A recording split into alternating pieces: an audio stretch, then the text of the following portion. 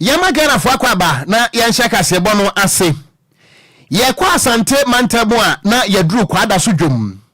Na awehosamu efiri hono mo ba echirim se ene ya wadai wo manfo a ewo kwada so market. Wono mo anti asempa efiri se woja brantamu a esine Sodom and Gomorrah de ni bie. Etimi ato eje edwanum amewi akire. Eye stores makoma ko adua 940. Ana me no kasai adane asatoa ewoja no mo akire se aye awehosempa. Na wono mo enim kumase na wo mo enim kwada so market ne de. Wudu market ne mu a baabi wo ho me fe ne se M line.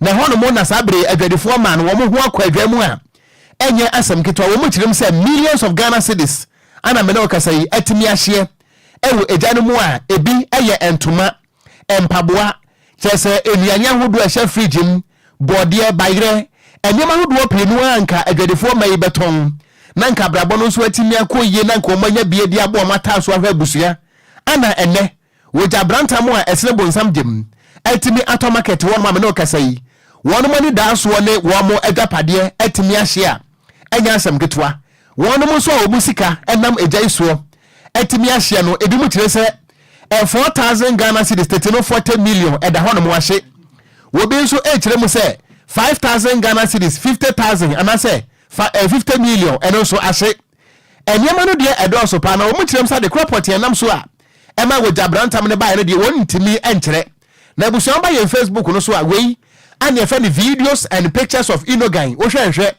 we wani so a enye kwada so market and ahwe no Facebook no eso no eye DLFM 106.9 ewe Facebook no eso na wabra wogya no eto musa no man bi ene yankasai ebi eye adwoa eye kwane wo ye dwadini asabre ni store adane asatoa ana chesa foforo no abenso ekasa kirem se wo monniema ne de ahye papapa na wodum dadwumekuo pani wakasa de ma wono mo asante mantamo e de atu da kirem se wobra wo moten kan se eja no ayesa no wono mo e de fire tenders mienu ana eye two fire appliances mienu chese eniema wodo pienu a anom di kopie mu ho na e de don hwe mienu ana ejai edidi sansamani a wo mo bra e pansa no mudum no na enso nyame adom watimi adum no moma yentie wobra na eja na ekoso no benabo ene ejadwo na ekoso e wo kwada so market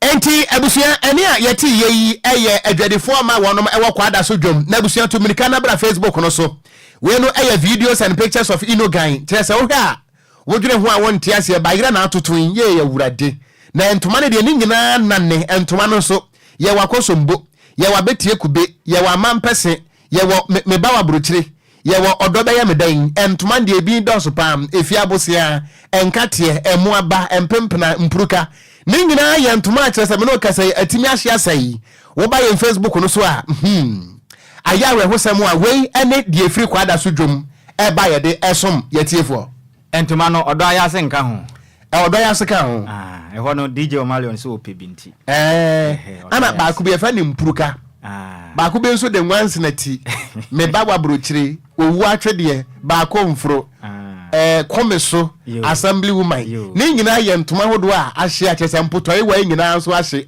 Kristo enya mo nwase benya Paulina mokora ntoma wasase so santoma ne bi de komiso twaso na opemasam yentu akase abono so ye mo vanwura mu ewo nkrabonpre mantainum na de hia wono mo fa enkran ekwan ana afin so tema moto we no so akase kirim sei sesi ayekese Ghana de hia ne mpanifo mu ka biewom titiriu ene aso ahwe manga na kwantempon so ankasa pa momoden ama meye overhead amfama wono mo pa dia emu beye den pefri sei kaya ekunkum nipa kwantempon so mu kirim sei emu eya pa ade hia kirim sei se opese wonam echese ne yetema ena afin so enkrabonpre mantam eye moto we no so na pese wo cross kwana eye den pefri sei ahye yahodo mo fa kwantempon no so no ene America tente pa wono madie no ene wona hwan sei obetima stop no na wonnim na wonam kwan no so bo saka bia so da we wagye so twama foforo so di America fi no waka finfin ene hu se wonko wachi se wonko wani no waka kwan nim be hu na ba ku fi wati no de abo se pan na samaba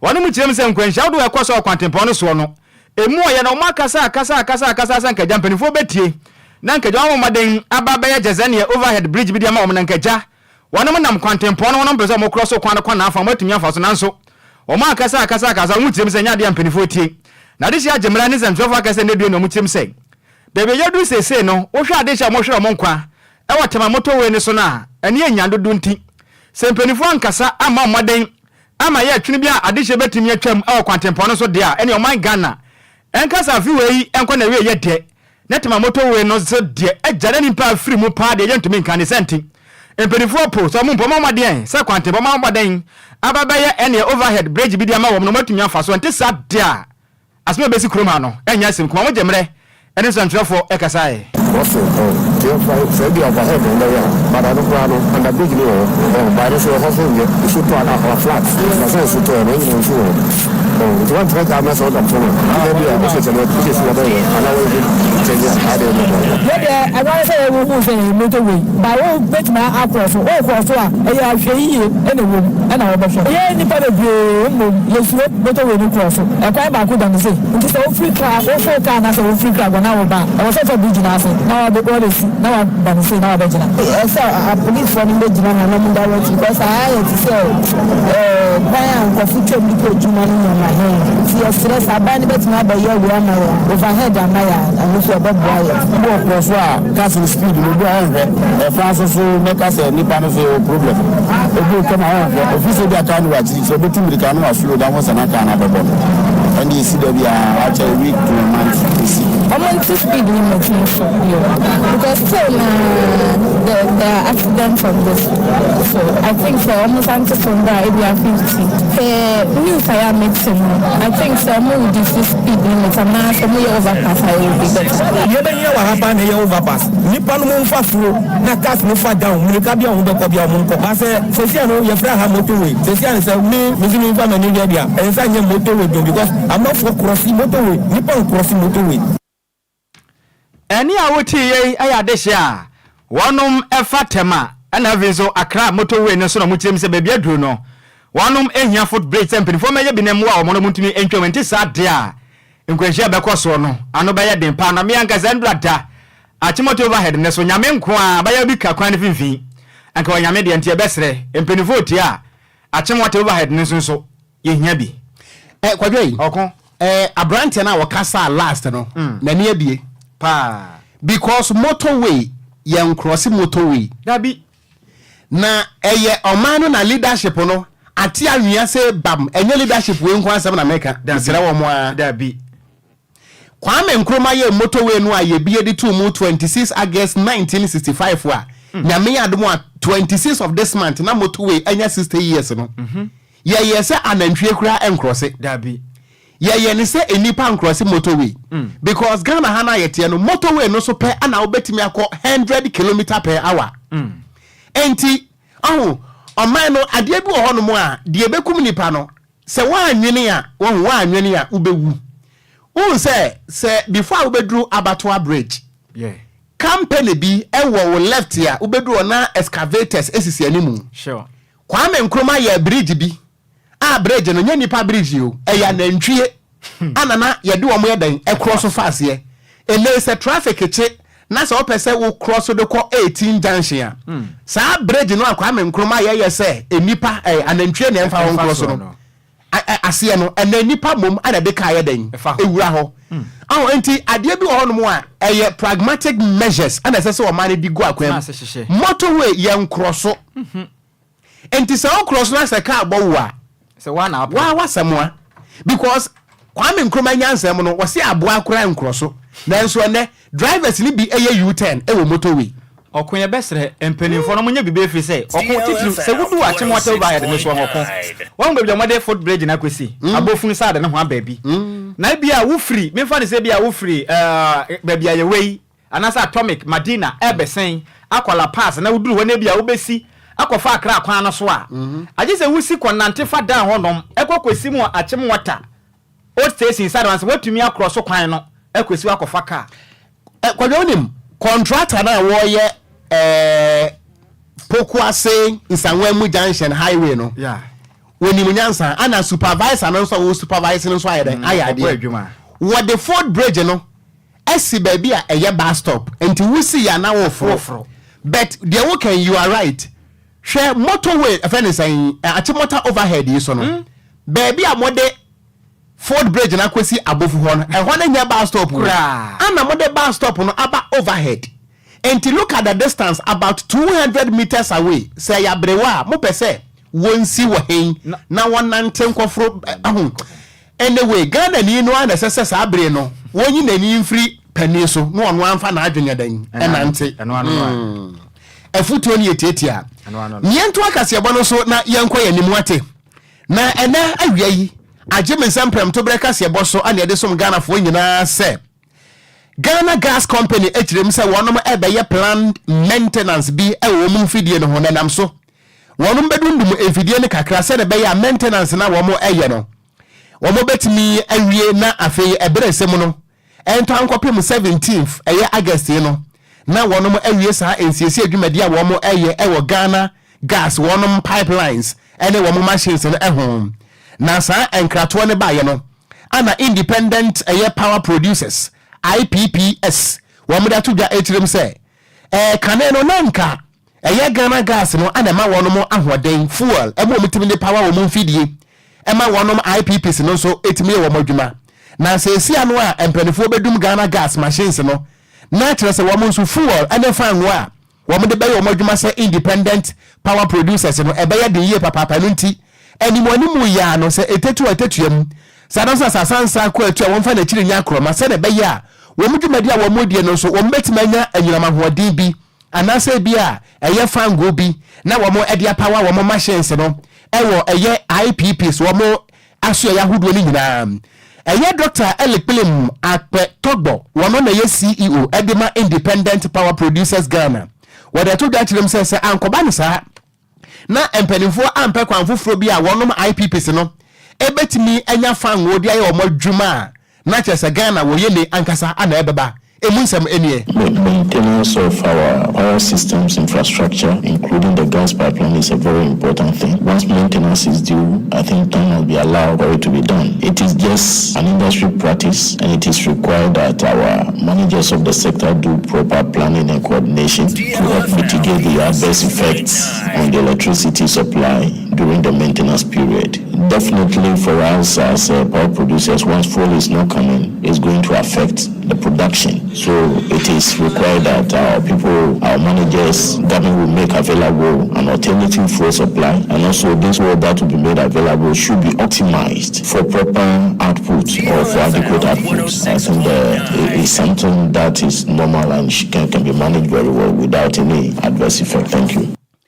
Enia yeti yeyi eye wopania wono ana trese woye penimpa Chief Executive Officer ede Emma Independent Power Producers Ghana ne din ede Dr. Elikplim Akpetogbo ana wode sansemu atudwai yanto akase abo so ane ye body awuramu e wa ba se bedwam na esi amekese mase bedwofa wo made akwa setena ede abetudwa se ne aban ompo ontua Gold Coast Fund Management for no enipa mako 61000 ontua mo kisika mfa mo afiri se Ghana for baka ya ba betena benwa so no kirem se yen sika kwabia binom jezan ye musika samo nya kura ne senti so mama moden anje wo mutumi krata license na fanfiri wo musi bedu baabi no wonum bedi wo customer sika nti na dango akufuad bo moden Eternal Bank of Ghana etumi gu sa bank ni nyina ma na koye SMP na ne Ghana de sha wo musi sika wo bank sa hodo egu ye no kirem se dabi sana moto we na ban no mani ni ye kura fi so mo de mo nka bi nhemu nti abanya hwe kura mpo no nka ewo musi a wo beje ene ye wo begu banks na anka twa sika mayansen ebane sara ne ho akire pane mo moden atwere nkrata petition ade ko pie mo masebejofo anye nkrata mo kenkan fa mo mafiri sei asetena no emu ya yede mo pan na masebejofo bo moden ati eye special eye committee bia edi da so special eye afro committee mbo moden atase hwehwe nsensem ni mu a se because mo chairman edi ma committee no eye jogate wakasa akire mo hwehwe mu apa ma bia beto adi ehunu sei ekwan aban fa so ana sei Bank of Ghana etumi gu saska krabia no amfa kwampa so every say obi sika da bank na yetumi gu no na nipa no ho be kire ne sade mu oya pan osase kire me se senka ban tumi hye na sa banks ahodo ni nyina bo modern aye insurance de ma customers ne se baya ya kine bi na sembo ni bi si a o modern ma mu se timi akomusika ojemere kasa ye emo enkire munye.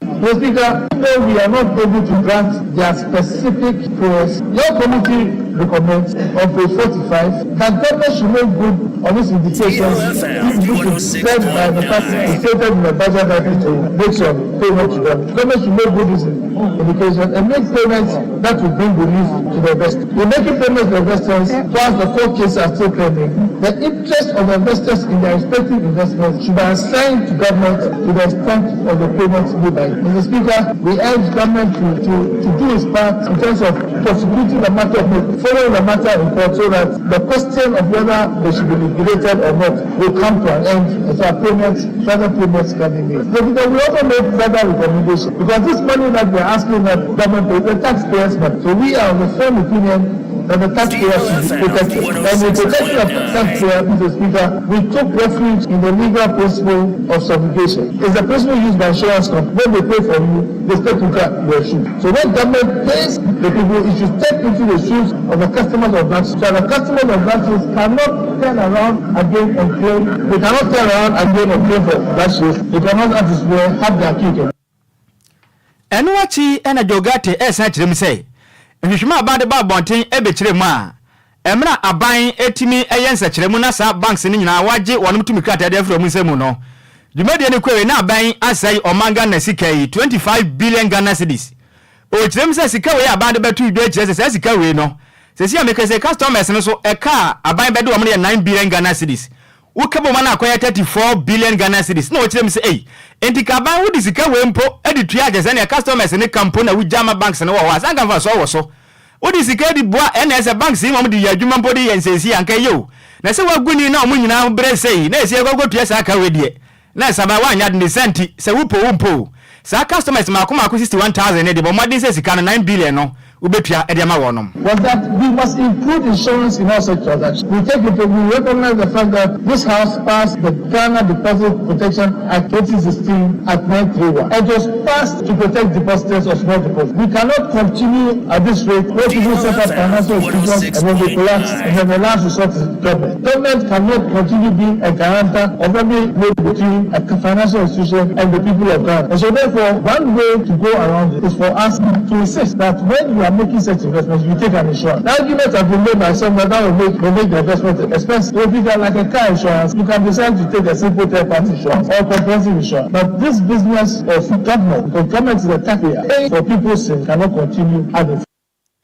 Any awoti ye aye chairman the mass special committee o Martin Masibe Joseph mo hwehwe mu e wo mra na dango agufuad na baba ye mugugu aye sika krabia bi no mo ye hwehwe mfanfa ho no ne den edi jogate nene na wote ye no yanto anwumre no nsia se bono eso ye di free enkra pompode manta mo bofotene ba ko a atifi epoye atoye ene anafo wobia anwumre yi wodi ayawo DLFM 106.9 ye to aso akoanimu aye kwakopie mu e wo court dem na ene takwa circuit court akwa setena na court e kire se wo pani bia wonya mfinhia no aduonum emiensa 53 years ne din ade Bashiru Gambo court se won konkoda afiase na wonya dwumaden mfinhia makomako aduonu 20 years na se wo ba asebio wo besue nyansa afirimu ne boni a wode anyina no ene se wono ane baba mu a ekade nka wo ton no ade no age 80,000 Ghana cedis wo se ahokyere nti wo kwa koton ne ba bema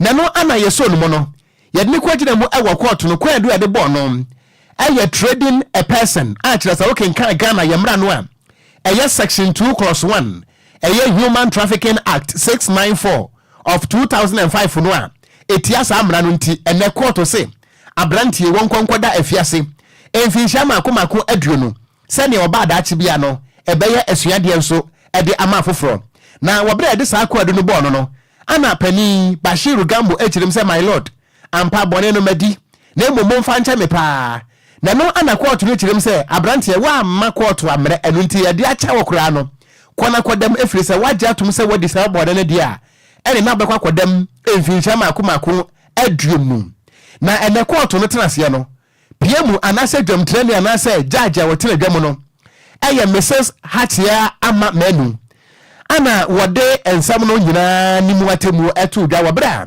eye Kwadwo Superintendent of Police Juliana Esel Dazi ejina court woni no say my lord and was yes kasamienko and was say abrantie se wajatum se bone ni wadidi a ene na menso megina ha se Kwadwo mana so twe ni monya de pa se na ebeya deterrent so hu ebeya disua ama afoforo na abrantie anka ye kwakoton no yi wono so din ade Alexander Treme na woyobi a woye small scale miner woye adwuma ewo eye obuase manu kurom eye kurobi a eben obuase na eno na womo ekirem se gambo no a eye abrantie ne papa no wonam ekirem se an sikasam ho ede wo Ghana eno nti woye na adwene se wobekwa koton wono ankasa ne ba ba mu a wonye mfinhia be se aduom 24-year-old boy obekwa koton no na abrantie na se papa no Bashir Gambo no so no ba bia wote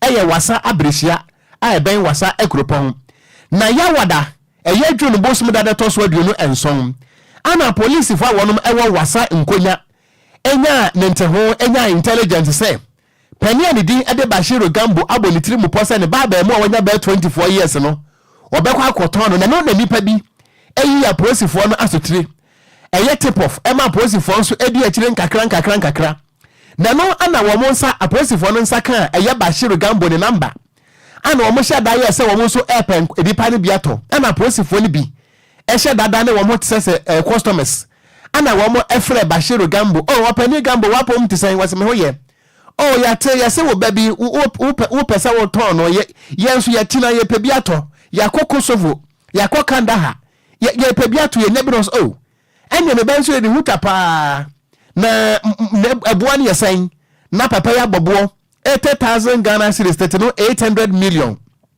na police fo ya sheda busa no na oba edie nti na wo ton aho kire ntia ana wasinti ye beda ni anya no no enye sa my ready some mobeto me ba ne dia monfa pick up if it's a brand ne ho ade ntia mo nchekire na monfa no to pick up no to se na ntwie a ni ko di barika de sala na mu hia me wa ha entia no ana police fo no so share da ye se wo mo so ye customers wo nya bia wo beto ampa ana wo mo frɛ papa Bashir Gambo no se wo mu hia wo janse ha enti papa no so tena police fo no ka no na wo mu nim se police ka frɛ se ye ntwe ho police ana wo mo ne papa iti mu aja wonya client customer omu kodiga wo mo ko market wo mo nam kwa so wo mo kro no ka no maduru eye manu krom eno no ewo oboase mpotem ho ana papa no efre ne ba ai fe ne se Alexander Trem ne se Alex shia mi wajanse ha na mi hu wa cha na memfa de mrew na police fo no so tika no mudi handcuff shasha wo mo nchan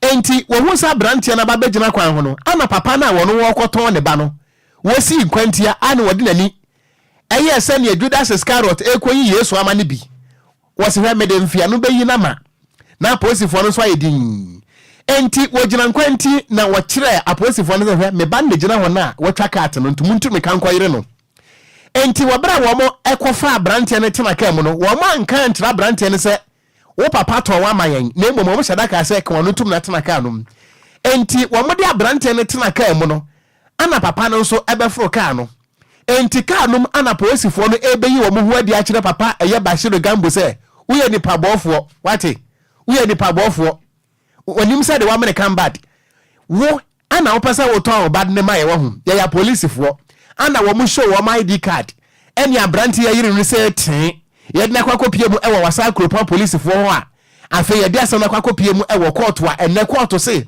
papa Bashir Gambo ye ni pabofo papa na ene ni kwagina mu ewo court no so wo papa da nim dia ho abekase ya de bomb asoma no se emfa ye won fenko Iraq chese na nim anyinya Kwadwo wo mfoni no aho asa papa no obuntasuo ton na fono pa nim asai pa se papa we be se nim ya ba afo na waka so ai to se kaso anso kokoton ne wo faase kokoton ne wo faase aba ya bi no akwaje Canada visa enya wanwa se be ni nua na ase na danfo pa one ne kwa nakra na nenti wanya wo bia Anton wo baba mu 24 years na okona ni panso sebe yedina no yedini tiri so board sa aponche anase wo dwan sentina mpane se aboa ba ko yenyini nya mienu nyema ekoso ana se okoto sa atwesere mienu ko apaso a yeni ba ko anu nya ba ko Now the wo si wo akere wo nti wo koton obaba mu a 24 years e de na di 80,000 Ghana cedis. Be ma say obetuna ton na yere kra. Wait, obeton na yere kra. Kwadwo pa na wo ye gina ntente tutu ehu atu osim kwasem ho akonfo. Wonu ane ye mba kra wo ton na yere. Obeton. Bebe ye du sese no okon o mani mo nyo sa o. Epuede be say ni pat mi ti ni paton because enya ba ko. Na nse ya na bisi ka so acha be 2 weeks ani. Ena bisi wa sita kwa ne patem. Da bi enye. Empenifo mo form na nsi form. Ni pa say ye che na 20 years dey say so awo. Eso awe yes wo kwasan ban na masasa no so 20 years dey dey. Oh, Kwadwo 20 there. Sanka temu ni nyina no timi ya 20, 25, 30 ya nke be ya deterrent. Okon we nipa bi mo man 100 years a de obedi no de aka wan tumi anu so no ko wie wa na ye. We nipa okoto nipa de okon. We di ni bi ani ho awosene no. But Kwadwo ma me musa wo. Biza. Se obi ekoton nipa wo mo a ekoton nipa no. Wo mo to na ku no. Ana wo mo to na yenden. Okun we de se me gbe ho amenti ase. And this akane na nkaja abrofo no beto amdo mkoya adwumade no. Ahande me nim se said ye cause na moton okom ye very sure some de kwanya nkoma de wo ba bi. Enti nka wo ton ne ba no ade na ma nkrofo se mo nkoku no. Mfa no ho kra. Mo nkoku mo ba no. Wuni apa. DLFM 106.9 80,000 Ghana cedis. No one ever 20 power how ye Ghana ni a 20 pa. No de na kwatena ni fi obi a wanya 20 years plus. No de ni kwatena ni fi se wanya de onko ye adwuma ma no. Okwenzi. Enti oton ne se o mu nkoku apada no. Eno ano no a. Oton ne se ye mfa nko fa nko ye rituals. Dabio na 800 million no 80,000 Ghana cedis no e sika ben ya. On de ohunu se o sika pa. Sa sika se wujama Jane ene Paulina ne omo de beka benko di amanasa. Uni apa. Se we my mom be lenda kra sika ni saka. Ache ni se ma ni se bia de be chenso. Anokra de ansa so bio. Bebo mi se to na bibia dadin. My mom be lenda. Yeah. Se madam for anti no. Se ono odi pizza ni nsafu o. Na uni apa. Se na me kodu se woye tisi na enche na me tua to no. Ye bu kra she me. God praise. Hallelujah. It's official. DLFM 106.9. Yantu akase boza na de masebedwam. Ye bo ha ma ho matete. Na masebedwafo akasa isa kirem sei. Endo na Ghana man peni na danko akufu arbo maden ko pa adwumadie bi a edi enda so. Eye district road infrastructure program. Ye twa eti aka ne say drip. Baba wo man fide mu mu ntumedi ya kwan. Etumi akwakobo pa mensiri nyina ye twa yi ya kwa me moda ho say hwen na Ghana de hye de. Akwaneaba de ye ho atumi atwa ye pan. Na ranking member ewo committee ni so ni Lante Vanderpoy wakasa kirem say Ghana man peni emre ba ne trim so opeso obo moden yesese we no betu masebedwafo anim. Omobo ne taa na chi na Ghana man peni so omobo say dwumade we de ba wie ye pa ba no homoden say de masebedwafo yi. Won be ka bom na mo ne en DCE fo ne nyina bo adwuma mo aye tese committee fo be da dwumade na nanso. Dwumade ne ba so pe we mo de si nchen. O kirem say si abane de ya manyosem o. Every say ebetumi abese mansin bi ho no ma na abana ye to ye no. Na ankwa ma MPP amanyoko ne nti wayi ma sebedwafo ne ade afiri ode ama DCE fi say DCE de NMC fo ne de abana bo ne de nti ode ye amanyosem. O kirem say se be betumi abana nkuntabu atumi akoye nti ka Ghana man pani ade ba ko ehia nka ba ye ne say wode ma sebedwafo ne nyina betumi aka wona nka ja atumi ya bo na mfidie no so hwe ne nkuntabu na ye adwuma ye na ne matumi akoye nanso we ade ba ye amanyosem de enya de bebo akura ne sende wo kiremu a Ghana man panin pempenso yi empa ho kura bo moden say bo moden ade masebedwafo nyina ka committee o mehwe mfidie no so na tumi aboa ama nkuntabo ene hunu mo ya dwuma na tumi abo ma ne dwuma de no atumi akonkan ogyemene kasae emu kiremu nie. We are alarmed by the clandestine scheming of this wonderful initiative. This program was created through the efforts of members of parliament, especially the local government and rural development committee and the administrator of the district assembly's common fund. The local government committee, realizing the quantum of outstanding arrears on the quarterly releases from the Ministry of Finance to the district assembly's common fund, took the initiative to demand that these arrears be paid to the DSCA for onward disbursement to the assemblies. However, taking into consideration the numerous complaints by the honourable members of parliament regarding the adverse impact of deplorable road conditions in their districts,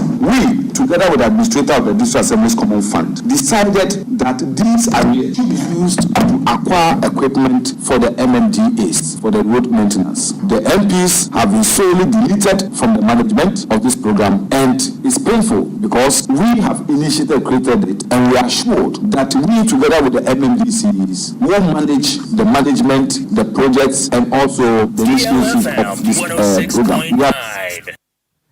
Any awoti ye ranking member ewo committee on modern ahwe ne masibe dwamdu medi abeboa ne matimi akoye ne den edi Nilante Vanderpoint eno achi ena ho central masibe dwani onu kure ya na deputy ranking member on local government committee Benjamin Podo ekase kirem se anamo we aban atu no emu oye free se wo hwe eye district assembly common fund allocation ni nyina na masibe dwafo di makotene pa bibi ekoso ye mesibe dwafo di makotidi ba ne send na de efide na baba bo adwuma wayi wom de afim ni senti ono so kirem se anamo na aban atu no entwaye kura. As per the Auditor General's report for 2018 to 2021, an amount of 3,573,580,684 represents shortfalls to the common fund releases. So this is the source of funding. This and any amount that will be accrued in 2022 to 2023 as shortfall in common fund releases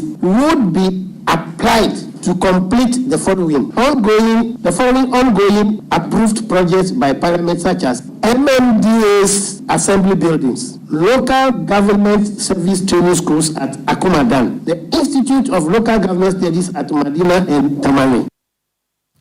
Any awoti ye ho central mash bedwani onu kura na deputy ranking member at the local government committee no ne den Eddie Benjamin Podo ne na wote ye no yento anwumre no siaka se bono so na yenkan Ghana fo adwompo ne kakra wo Facebook no eso na odoyi edi free man wode aba no se kase bono loud and clear pa yada se papa Anna Doris Trum was say it is loud and clear wo ensawam dobru Anna Frank Sego DJ Cyrus with the free man kasim Anna say good evening Okogyeabour Kwadwo Sammy was so da se papa say and then so yede the hottest news in town yede abre Ghana fo nyina was say weda no aye nyonyo ntino news no aka Ghana fo ho hye pa emu de sano manam pia Ana Kwadwo Asempa Furniture Works edifri Kumasi Adum was here. I am enjoying this powerful news from Kwadwo Asempa Furniture Works Kumasi Adum yadase Kofi Parliament and also we take asebono ehwe your life for papa edifri Agona Bobikuma in the central region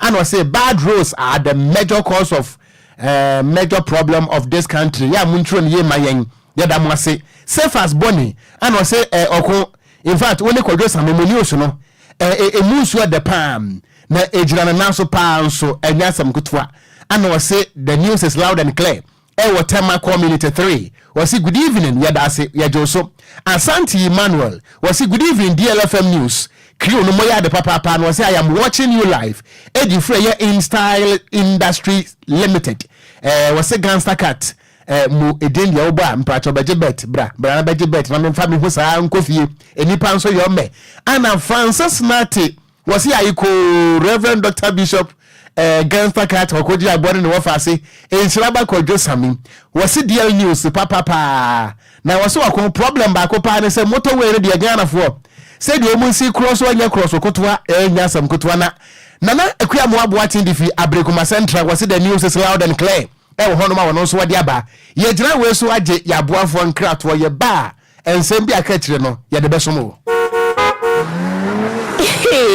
Anokrase fix my right adwuma yekui ama omanfo ebopre mai etwetanga egu yeso okrom ha papa se eja Ghana ha wo mu ne abemfo a wo mu sisi accident cars man ye se car ya manufacture na neya wo mu bomode eye engine tuning overhauling body works oven spraying air condition service upholstery electrical works automatic gearbox repairs maintenance and a general car servicing bia so waka dada anase asem na pese wo ton fe wo beto e dia ma osesi a wo ton kai beto ka ma free so ye customer dia e na so the accident car ba be ma ka fofo se etwi enu so free shesha fix my ride limited e chi pan wo Accra Academy School no enche mu ho Odoko police quarters kwano so Atiko Junction Goyo fuel station no echi Kaneshi Odoko highway 1 crime press 0303 944 880 0202 227 660 0540 556020 and our website www.fixmyrideghana.com. Fix my ride, own definition.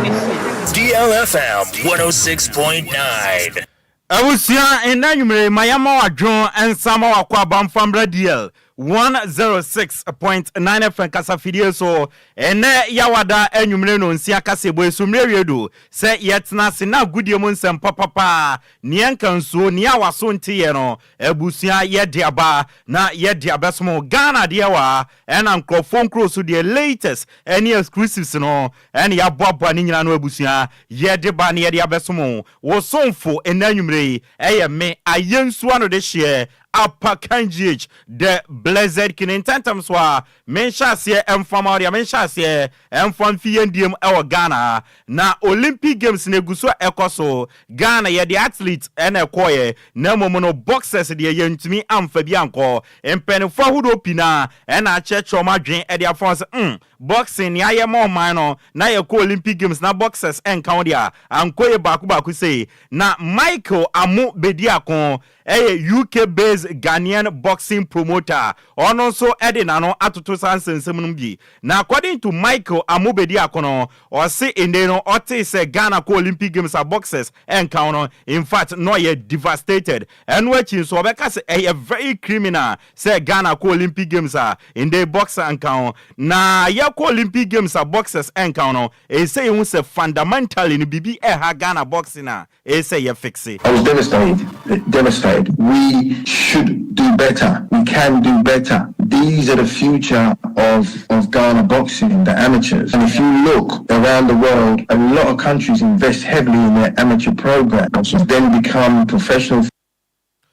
Michael Amu Bediako and Watenen cannot one Samsono and Michael Amu Bediako Erituja Echoma or see baby Ayedria Yako Olympic Games and boxers ain't to be qualified or see ye changes whether say a personal now one say a change tactics here the running and boxing mindset agreement pa the running and boxing and investment here no say any srodi say or see in no say yes anyama changes no tentem say na be to me improve upon the system na the boxing or Ghana. So when things like this do not work, when we have no boxer competing in the Olympics, then maybe change is needed, whether it's change of personnel, whether it's change of tactic, whether it's change of investment, whether it's change of mindset. But obviously, to not qualify for the Olympics.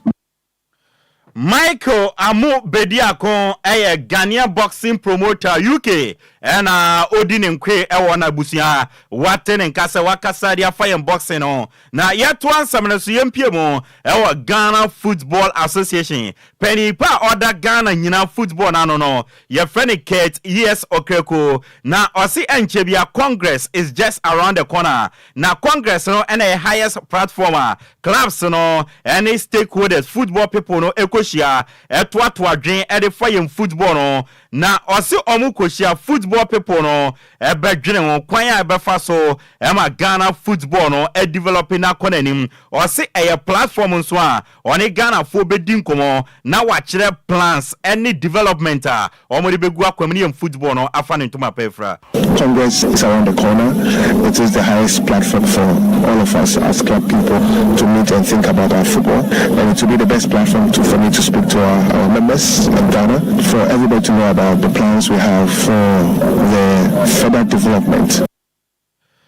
Kate Okraku Amananswa Otwaso Erituja Echema or see 2024-2025 season no ewa Ghana no enchebia ebesha sie na ukopiem ewa nswatre krana Division 1 League no Super Cup no eguso ekoso or see teams ewa Ghana enyina no prepare towards new season na ebeba so no na nia obetumi aka ne se season ya yeba be komu yi ebe extremely interesting.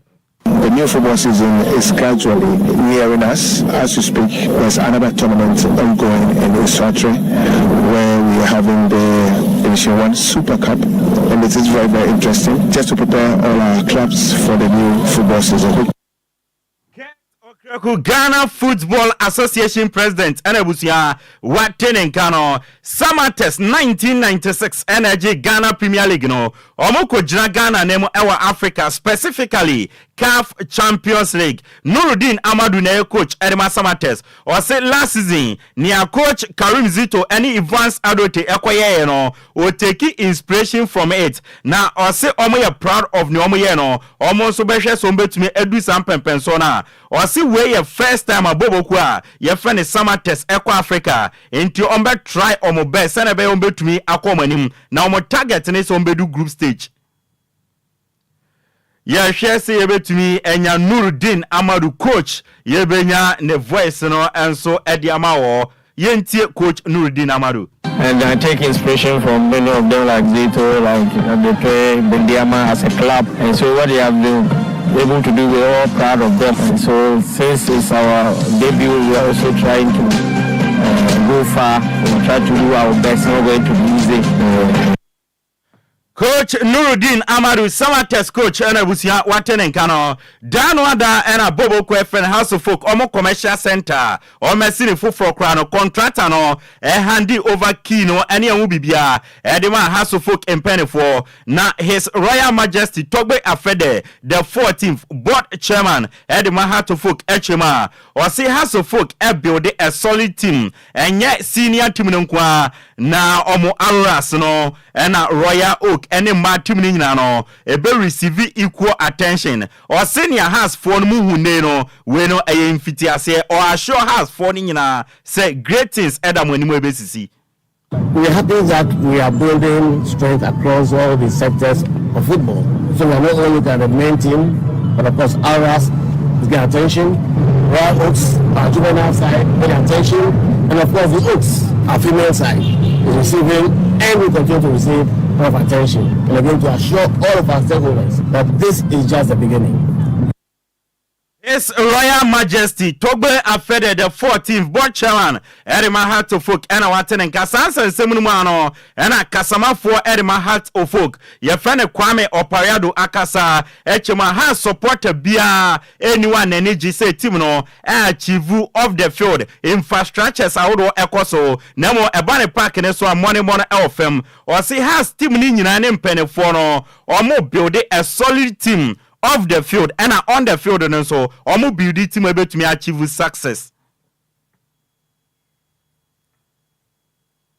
No House of Folk person will tell you that Omakuma Ejo you actually winning off the pitch on the pitch you actually to this level as well, even though we don't want to go previous incidents there. Previously, yes, but maybe it was and you say you're concentrating on Ankwa. It's also part of the concentration.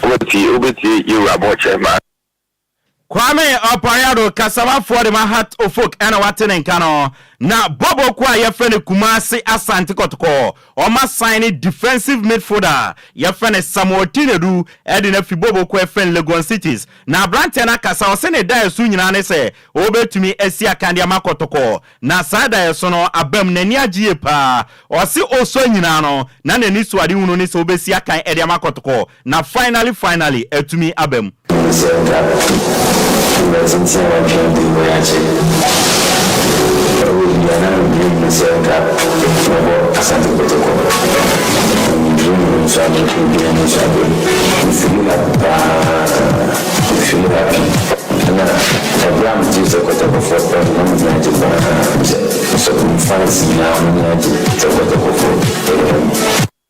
Samuel Tinedu Kotoko new player Enebusia Watenenkano Mr. Kudofiano ena Ghana League Clubs Association omo chairman osi afi top 4 no ebekoso nemo no challenges kakra no mu facing so still na no omo prepare top 4 no ebekoso osi mpenefo ama maswate say Accra ne Kumasi Stadium no enya available essence ye prepare for the upcoming season into omo hwe nim say top 4 no afi omo de bekota kwa TNA Park no makobo. Yeah, for but maybe I bet you try now, but that is not to say you're here for Okra. I'm saying, well, when you say you're bullying you, also place Joma Humi, Pusu Baku, and then the open FIFA, the Abuya, or say, place arrest. So it's the answer on my check, this is it. Camp. Mr. Kwadwo Fiano, Ghana Lake Clubs Association Omo Chairman, Ena Ebusia Watenen Kano, Yamfa Fie 17 Senior Monitew, Ewon Crofon Crosso, Ewa Manone, the Ensha Sem fi England, Bobo Kwa friend Asna Makache, Na Uram Ewo Spinner, Spanish midfielder friend Mikel Merino, Osida Kan Edema Real Sociedad, Asna Enya Brante, I agree personal term Sika Obeje, in Fie Dudu Obe sign, Oma agree Bibia, in Komatriche Air Koso. Between Arsenal and Real Sociedad, Kwayon Befaso Etumenya Brante, now Waba Abesina Kandiama Bobo Kwa, your friend Arsenal, Medon Komo, Ede Atuanim, na Ghana near Brante, your friend Edinketia, or your striker Bonibo Edema Bobo Kwa, your friend Arsenal, Newono, Onyabi M1 Yamete, and it's Olympic Marcel, our more France no, or money Edinketia, I give personal terms, and Komatriche Kosu between Olympic Marcel and the Arsenal Olympic Marcel for no. Person fa edinketia na obabesia kan edimoma ye de wonsam edimao Senegalese ringer your friend Isma sa no sinakan edima bobo kwa friend Olympic Lyon ewo France officially no we rem ewo England abe sign permanent contract ediama Crystal Palace ke PM no 15 million euros ye de won komo twetwe ediatu anim Pierre Jenson no eja Kylian Mbappe mu ema ne kotima your friend Real Madrid omo per strikers initially no na omo per Victor Osimhen edi na fibobo kwa your friend Napoli na so nkomo twetwe no aye bibia wo ntiniamete eni se PSG edi omani achemu Man City akache omo striker ofi oma your friend Argentina your friend Julian Alvarez no ona PSG ni ambresom kwakofa Julian Alvarez na wabesia kan edi amoma ye don some edi amao French center back your friend Clement Lenglet osina kan edema Barcelona ni amete eni se Atletico Madrid enso ewrema omone Barcelona etwetwe komo so munya Clement Lenglet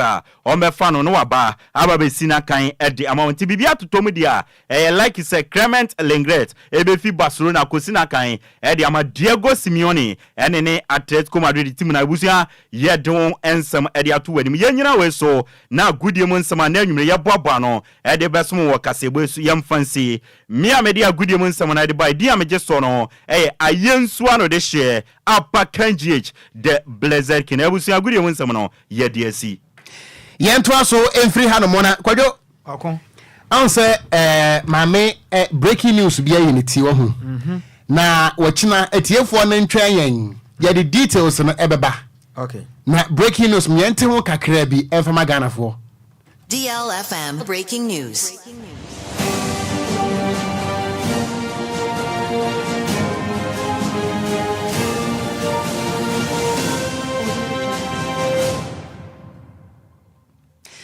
Yama Ghana fo akwaba na abusia breaking news asesi ya do putupuru abekensa echiremu se Kwadwo osanya meya adomu a December elections sanity na opani ba ko a NPP equal primaries parliamentary primaries we win ye say parliamentary candidate ma NPP wo bosome frɛ ho asafo ajeyi okay na emra we win ye no ama the former chairman of the NPP wo bosome frɛ no chairman no Amoa Jeremy okay we council of elders no members na ba ko was said that be asafo ajeyi obi a ofiri bosome frɛ ho enti unqualified to be the parliamentary candidate for Bosmefre ho.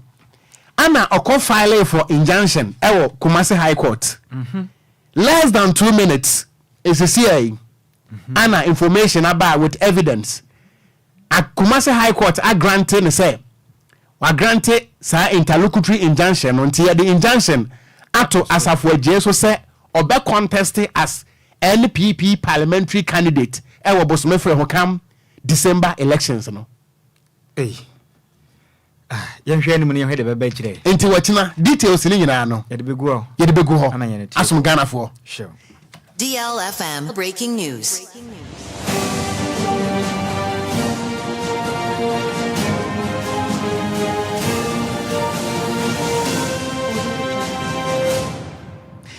Many Ghana for ni nkomo na yɛmfa sofa na yɛnso no ntoa mo so ne nyina no ɛne sɛ wɔpani Jogate wɔno anayɛ emrahye badwani ma NPP ɛwɔ Esika Doketan abato mpɛsua so ɛwɔ atɔyɛ mantamu wɔde atodwa wɔ parliament sɛ baabi Esika hye bia no aban we nkonko yi na Ghana fo adehia wɔ musika ɛkɔka banks ahodoɔ no a aban na gu no no animu ya aban ɛmfa ɛyɛ customers ni sika ɛma wɔn mo ntesade a kowa nikowa ɛnsɛ me wogye ne san 0534050199 0593406565 parliament sɛ animu ya no aban na hwɛ no ntu ɛsɛ sika no ɛmfa ɛma customers no. Good evening. Yeah, Nadia, our network and once original Politank mo. I would have day. Hey, Maya. When you start to day. When you had to go on a minisan in there. Then if you know you're fine. No fear, no fear. Better than Ake Mangabu, Beno Confusion, Mangabu. Jano cry.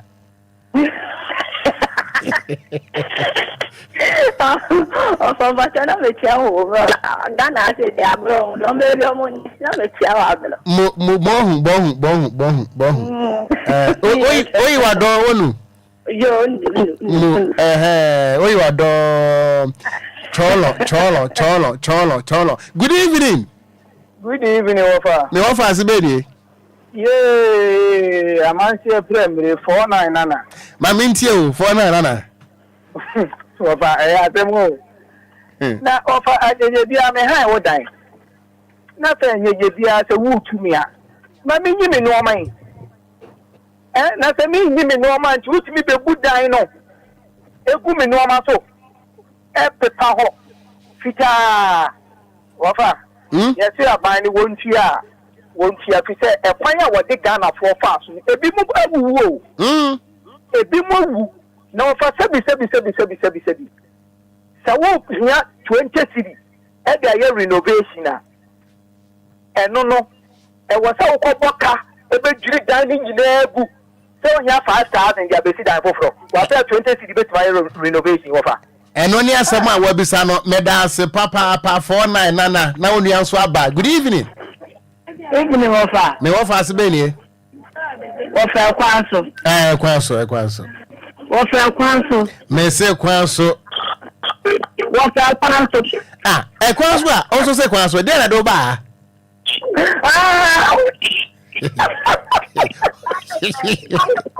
Unye kra. Mami ntiu. Ewurade. Hear me Ofa say. Good evening. Good evening, Ofa. Oh, me hoya. Would you know baby I'm free? Oh, what is Tabaco Pedo? Auntie Rahel. Yes, I me. Nyamia dom now so.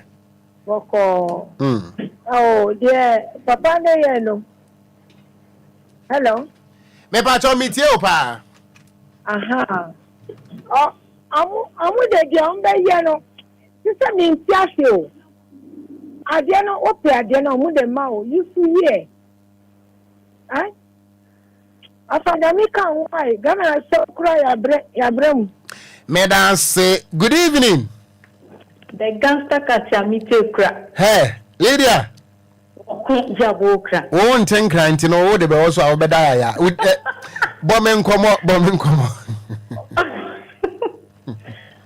Ofomo ba nyamia ye bio. I say. Me so mo nyamia ye. Aye. Why be pa. And good news me after. Ebi ekoba na sa na ebi ment me anyeska an ye mo business and na say bibi. Due to all these mistakes, maybe some people were stranded, but now this is good news. I hope so, Mwakano. It shall not be only saying, it should be doing.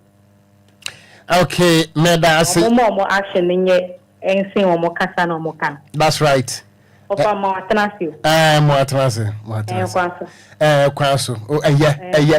Kwanso na me fa form. We are my last caller ye went to me anyina so yamfa biem. Ye gina we so na kase bo no ye de ni nyina ba na wie ye da se papa we tima second August. Hello hey ye bedi bronya nansa ya ntimu amudi akyiribia na ama ye no yenso ye de ba Kwadwo praising hallelujah mo DJ Omarion ana de ko Facebook no eso na Kwadwo okun Sammy ni Omarion ko Madina o me hu sana mo wa kohwe asise tem obehwe ase na Sammy ni mo no ofri overhead no so na beto akwa no se tem mo na ye kan na mo gina ti se so pani e bone nketengete ya ohye suma se ya wodi ufi ase na se ye kan ka ya bitumi aka ho asem e se via da me hwe ase o jaminti wo se kaso emedi bodi na so ko Nhyiraba Kwadwo Sammy bi sefo pani a me na me dafia ha nyina no e de members ni nyina kompa bom da bia The Yale News.